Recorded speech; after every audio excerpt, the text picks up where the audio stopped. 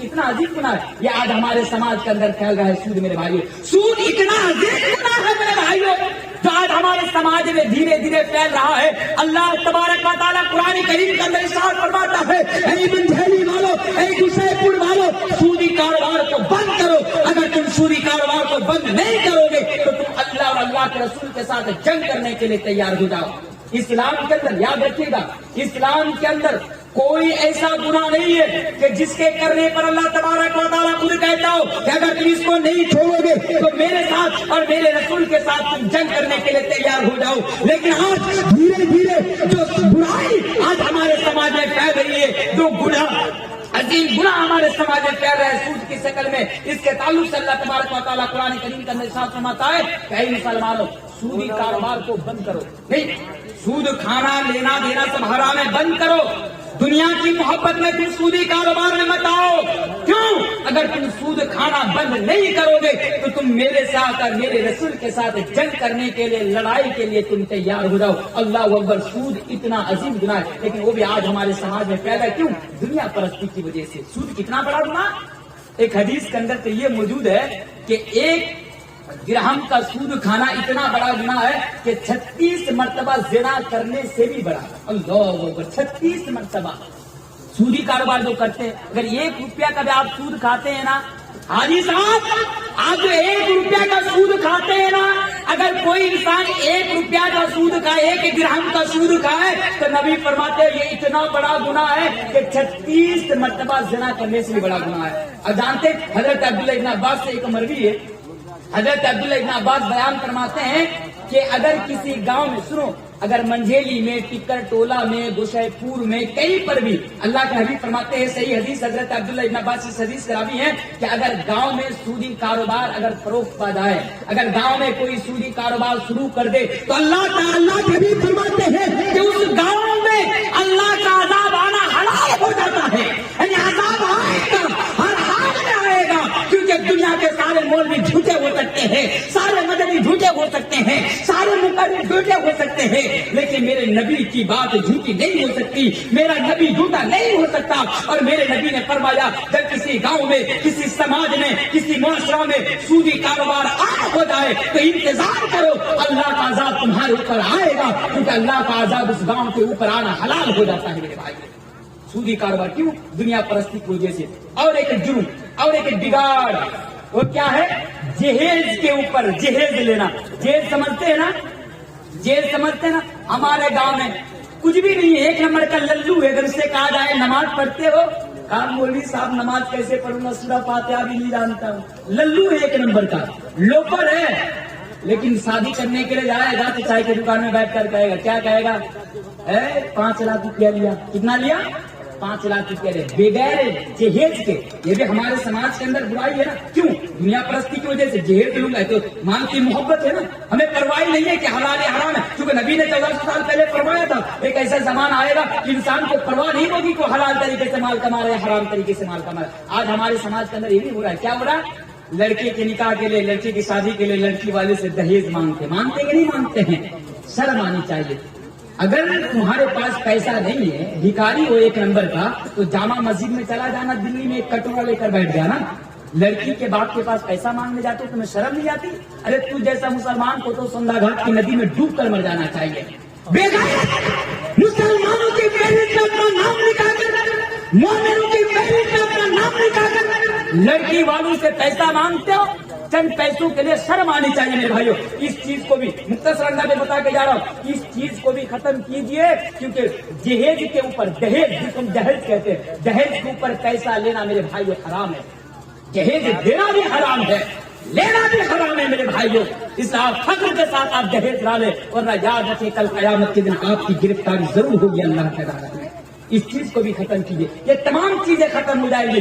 कब खत्म होंगी? जब दुनिया की मोहब्बत आपके अंदर से निकल जाएगी। इसलिए जरूरी है, अगर आप चाहते हैं कि दुनिया आपके लिए बेहतर बन जाए, समाज बेहतर हो जाए, समाज के अंदर से बुराइयां खत्म हो जाए, तो पहली जिम्मेदारी ये है कि आप अपने अंदर से क्या करें? दुनिया की मोहब्बत को खत्म कर दे। ये दूसरी वजह हो गई। तीसरी वजह पर जरा गौर कीजिए। पहली वजह समाज में बिगाड़ पैदा होनी चाहिए। मैंने क्या बताया? کہ ہم بے مقصد ہو کر زندگی گزارتے ہیں. اور دوسری چیز جو میں نے آپ لوگوں کے سامنے بتایا وہ دوسری چیز یہ ہے کہ دنیا کی محبت کو آپ اپنے اندر سے نکالیے. اور تیسری چیز پر ذرا غور کیجیے. تیسری چیز کیا ہے؟ ہماری اور آپ کی بربادی کی. আসসালামু আলাইকুম মগরবার থেকে নিয়ে এখন পর্যন্ত মধু খেলেন আর চুইসা কে দিবে চলে এসেছেন আল্লাহ রসুলের মাহফিলকে ছেড়ে দেন না. একদম আপনাদের আকাঙ্ক্ষিত বক্তা চাহিদা বক্তা মধুর সুর মধুর কণ্ঠ একজন বক্তা আছে, ওনাকে বেজ্জত করে যায় না. আপনারা ধৈর্যভাবে বসে থাকে, চলে আসছে যায় না কেউ. দয়াপূর্বক বলছি আপনাদেরকে. یہ پتا ہے کہ رات کے 12 بج چکے ہیں تو آدمی کبھی 12 بج جاتا ہے. ہر جلسے کا یہی سسٹم ہوتا ہے. اگر زیادہ ضرورت ہے جانا تو آپ جا سکتے ہیں ورنہ آپ بیٹھے رہیں, کیونکہ رات زیادہ ہو رہی ہے. میرے بعد ایک مولانا ہے جو بنگال سے آئے ہوئے ہیں, انشاءاللہ ان کا بھی خطاب آپ لوگوں کے سامنے ہوگا, ان کی تقریر آپ لوگوں کے سامنے ہوں گی. مولانا آئے کیا نہیں آئے؟ ابھی میرا وقت ہے. 5 چیزوں کا ذکر میں آپ کے سامنے کروں گا. 2 چیزیں وہی 3 چیزیں پر شارٹ کٹ میں آپ لوگوں کے سامنے بتایا جاتا ہوں. ان چیزوں کو آپ اپنے اندر ستائیے, آپ کا سماج سدھر جائے گا. دوسری چیز ہو گئی. تیسری چیز پر ذرا غور کیجیے. بگاڑ کے 5 منٹ میں ختم کروں. وہ کیا ہے؟ قرآن اور حدیث سے دور ہو جانا میرے بھائی. قرآن حدیث سے دور ہو جانا. قرآن حدیث مطلب آج ہم نے رات میں قرآن حدیث کو چھوڑ دیا. اس کی وجہ سے آج ہمارے سماج کے اندر بگاڑ پیدا ہو رہا ہے. اور آپ دیکھیے کہ ہم اور آپ روزمرہ کی زندگی میں کیا کر رہے ہیں. آج کیا ہم قرآن حدیث کے مطابق زندگی گزار رہے ہیں؟ کیا آج ہم اور آپ صحابہ کے منہج پر زندگی گزار رہے ہیں؟ میرے بھائیوں, قرآن اور حدیث کو مضبوطی کے ساتھ تھام لیجیے, کیونکہ اللہ کے نبی نے بیان فرمایا تھا ترکتم فیکم امرین لن تضلوا ما تمسکتم بہما کتاب اللہ و سنتی. اے لوگوں, اگر تم قرآن اور حدیث کو مضبوطی کے ساتھ تھام لوگے تو دنیا کی کوئی بھی طاقت تمہیں گمراہ نہیں کر سکتی. اور جب تم گمراہ نہیں ہوگے تو تمہارا سماج بھی گمراہ نہیں ہوگا. جب تم گمراہ نہیں ہوگے تو تمہاری سوسائٹی بھی گمراہ نہیں ہوگی. میرے بھائیوں, اس لیے ضروری ہے کہ قرآن اور حدیث کو مضبوطی کے ساتھ تھام لیجیے. قرآن اور حدیث کو ہم نے 2 طریقے سے چھوڑے ہوئے. 2 طریقے سے شارٹ کٹ میں بتاؤں. ایک طریقہ تو یہ ہے کہ ہم اور آپ بالکل قرآن و حدیث کو چھوڑ دیا, اور دوسرا یہ ہے کہ ہم اور آپ شریعت کے نام پر عمل تو کر رہے ہیں, قرآن و حدیث کے نام پر عمل تو کرتے ہیں, دین کے نام پر عمل تو کرتے ہیں, لیکن اس کی دلیل قرآن و حدیث میں موجود نہیں ہے, اس کی دلیل قرآن و حدیث سے نہیں ملتی ہے. تو 2 طریقے سے ہم نے آپ نے قرآن حدیث کو چھوڑ رکھا ہے. اس سے علاج کیا ہے؟ اگر آپ چاہتے ہیں کہ آپ کا سماج کے اندر سے برائی ختم ہو جائے, آپ کے سماج کی اصلاح ہو جائے, آپ کی اصلاح ہو جائے, تو آپ 2 چیزوں کو مضبوطی کے ساتھ تھام لیجیے. ایک چیز ہے کتاب اللہ کی کتاب, اور ایک چیز ہے نبی کی سنت یعنی حدیث کو مضبوطی کے ساتھ تھام لیجیے. تیسری چیز ہو گئی, اور چوتھی چیز پر ذرا غور کیجیے. چوتھی چیز ہے دوسروں کے رسم و رواج کو. آج ہمارے سماج میں رہنے والے لوگ دوسروں کے کلچر کو اپنا رہے ہیں. آج ہمارے سماج کے اندر ایسا کلچر آ رہا ہے جو میرے بھائیوں مسلمانوں کا کلچر نہیں ہے. میرے بھائیوں, کہ اس چیز کو بھی ختم کیجیے, کیونکہ نبی نے بیان فرمایا تھا لَتَتَّبَعُنَّ سُنَنَ مَنْ كَانَ قَبْلَكُمْ شِبْرًا وَذِرَاعًا بِذِرَاعٍ حَتَّى لَوْ دَخَلُوا ظُهْرَ ذَبٍّ تَبِعْتُمُوهُ قُلْنَا يَا رَسُولَ اللَّهِ الْيَهُودُ وَالنَّصَارَىٰ قَوْمٌ. اللہ کے نبی نے بیان فرمایا تھا کہ میری امت کے لوگوں, تم دوسروں کی پیروی کرتے دوسروں کی اتباع کرتے دوسروں کی نقل کرتے اس حد تک پہنچ جاؤ گے کہ اگر وہ لوگ یعنی یہود و نصارہ اگر کسی جانور کے بل میں داخل ہو جائے تو تم بھی جانور کے بل میں داخل ہو جاؤ گے. تو میرے پیارے ساتھیوں, ضرورت ہے کہ ہم دوسروں کے کلچر کو اپنے سماج میں نہ لائیں, دوسروں کے رسم و رواج کو ہم اپنے سماج کے اندر جگہ نہ دیں. میرے بھائیوں, ہم دوسروں کی نقالی نہ کریں, کیونکہ اسلام کے اندر تمام چیزیں موجود ہیں, نبی کی زندگی میں تمام چیزیں موجود ہیں, بس اس کو مد نظر رکھتے ہوئے آپ زندگی گزاریے. یہ چوتھی چیز ہو گئی. 5ویں چیز پر ذرا غور کیجیے. 5ویں چیز کیا ہے؟ خاص کر کے سماج کے اندر جو بگاڑ پیدا ہو رہا ہے, آج ہمارے سماج کے اندر جو برائی پیدا ہو رہی ہے, اس کا ایک ذمہ دار ہمارے سماج میں رہنے والے نوجوان طبقہ ہے. نوجوان طبقہ, بات سمجھ میں آ رہی ہے؟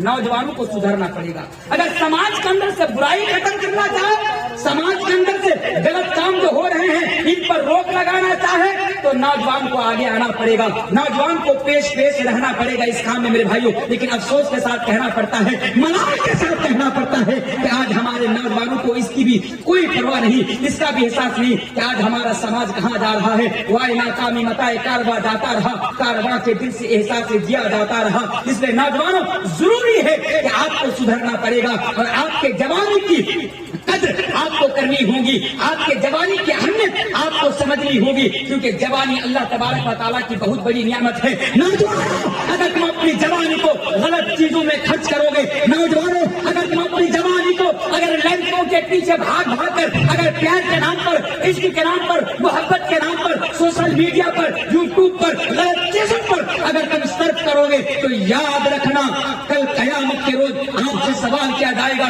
इसलिए जवानी को आप सही कामों में सर्च कीजिए, क्योंकि एक हदीस के अंदर है, तिरमिज़ी की हदीस है कि कल कयामत के रोज 5 सवाल पूछा जाएगा और कोई भी इंसान अपनी जगह से उस वक्त तक नहीं हट सकता जब तक वो 5 सवालों के जवाब ना दे। 5 सवाल पूछा जाएगा। 5 सवाल में एक सवाल ये होगा कि बताओ कि तुमने अपनी जवानी को कहाँ पे खर्च किया था, तुमने अपनी जवानी को किन कामों में सर्फ किया था। इसलिए समाज को सुधरना चाहते हैं तो नौजवानों का आगे आना पड़ेगा और उनकी जवानी को सही कामों में खर्च करना पड़ेगा, जवानी को सही कामों में इस्तेमाल करना पड़ेगा। ये 5वीं चीज हो गई। माजरत के साथ आप 2 मिनट लेना चाहूंगा। और लास्ट चीज क्या है, इस बात को भी ध्यान रखिएगा। 5 चीज हो गई। लास्ट चीज, समाज में बिगाड़ क्यों पैदा हो रहा है, इसकी वजह ये है, इसका असबाब में से एक सबब ये है कि आज हमारे अंदर से, समाज में रहने वाले जितने भी लोग हैं, हमारे अंदर से ये एहसास खत्म हो गया है। क्या एहसास? कि कल मरना होगा और अल्लाह की अदालत में जवाब देना पड़ेगा। ये एहसास नहीं है, इसलिए खुद की भी इस्लाह नहीं हो रही है।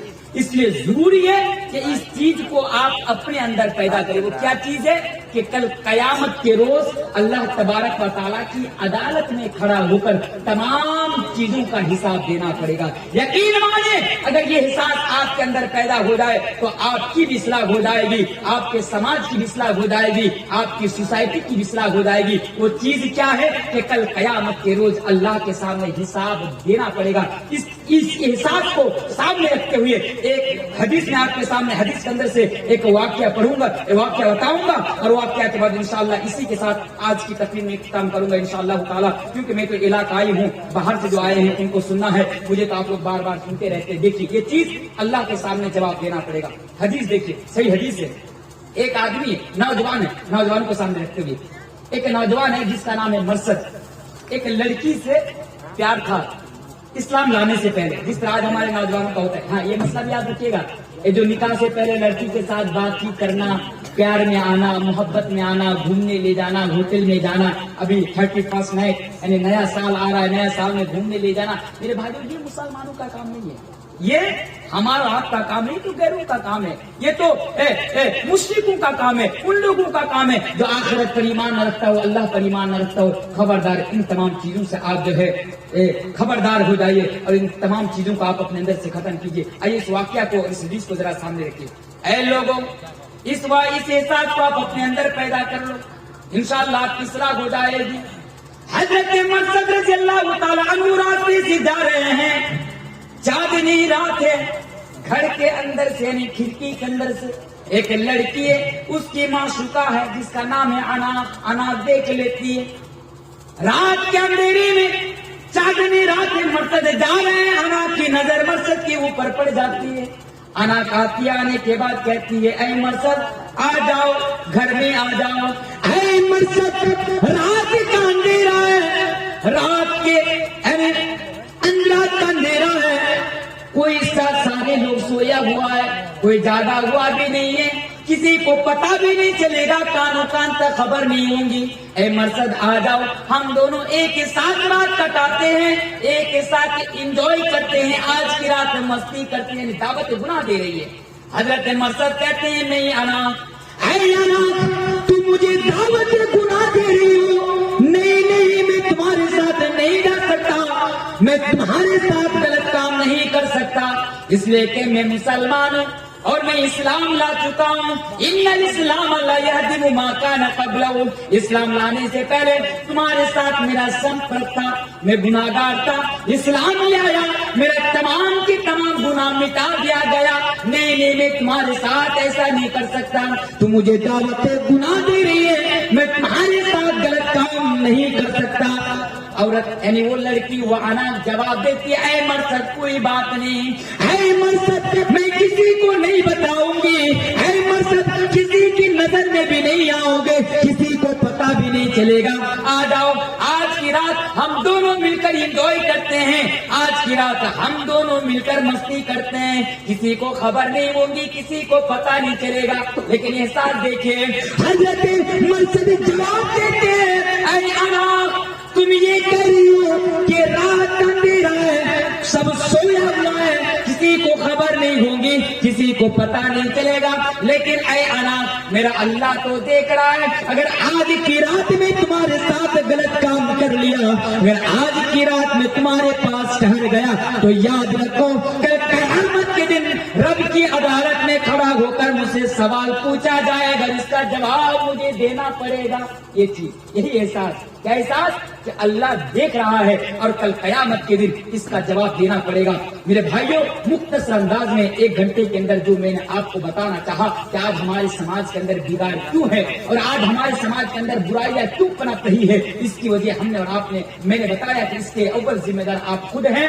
उस वक्त तक आपके समाज की इस्लाह नहीं होगी जब तक आप खुद की इस्लाह नहीं करेंगे। इसलिए मुख्तसर खिताब में मैंने आपको ये पैगाम देना चाहा कि आप खुद की इस्लाह कर लीजिए। पहली चीज, क्यों भेजा? इबादत के लिए इबादत कीजिए। दूसरी चीज, दुनिया की मोहब्बत को आप अपने अंदर से निकाल दीजिए। और तीसरी चीज, कुरान और हदीस को मजबूती के साथ थाम लीजिए। चौथी चीज, गैरों की नकाबी को छोड़कर इस्लाम ने और नबी ने जिस तरह जिंदगी गुजारने का हुक्म दिया, जिस तरह जिंदगी गुजारे इस तरह जिंदगी गुजारे। और छठी चीज, इस चीज को आप पैदा कर ले। जलसा सुनकर जब आप घर में जाइएगा, कोई भी काम कीजिएगा, तो ये एहसास आप अपने अंदर पैदा कर लीजिएगा कि आज मैं जो कुछ कर रहा हूँ इसका जवाब कल क़यामत के रोज अल्लाह तबारक व तआला के सामने मुझे देना पड़ेगा। मौलाना साहब आ चुके हैं। इसी के साथ एक माजरत के साथ एक नज़म की 2-3 लाइनें गाकर मैं यहीं पर अपनी तकरीर